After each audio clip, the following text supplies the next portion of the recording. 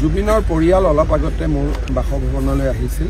তেওঁলোকে এটা সিদ্ধান্ত লৈছে আৰু ৰাজ্য চৰকাৰক সহযোগিতাৰ বাবে কৈছে যে জুবিনৰ যিটো 13 দিনীয়া আমি মাংগলিক অনুষ্ঠান হয়, সেই মাংগলিক অনুষ্ঠানটো আমি যোৰহাটত পালন কৰিম আৰু গৰিমাৰ গাৰ্গকে ধৰি জুবিনৰ পৰিয়ালো সেই অনুষ্ঠানটোত উপস্থিত থাকিব আৰু সেইদিনাখনেই যোৰহাটৰ ৰাইজক আমি আনুষ্ঠানিকভাৱে জুবিনৰ চিতাভস্ম অৰ্পণ কৰি যাতে তাতো সমাধি হ'ব পাৰে। অৰ্থাৎ 13 দিনৰ দিনটোত যোৰহাটত এটা শ্ৰাদ্ধ ঠিক মাংগলিক অনুষ্ঠান বুলি ক'ম আমি। কাৰণ তেওঁলোকৰ পৰিয়ালে কি মাংগলিক অনুষ্ঠান কৰে সেইটো তেখেতসকলৰ লগত আলোচনা কৰিব লাগিব।